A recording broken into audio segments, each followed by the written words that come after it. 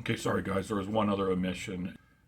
If you go and open Minimag Utils and go into the RTG folder and read the README, you'll see what part I missed.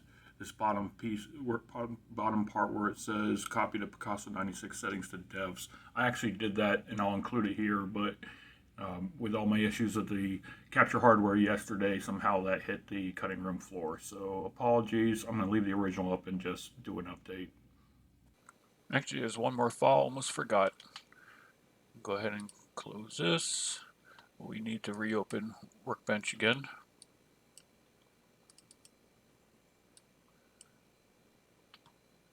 And open devs.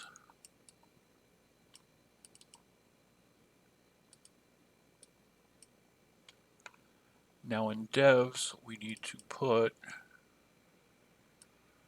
Picasso 96 settings. Okay, now we can reboot. Go reset.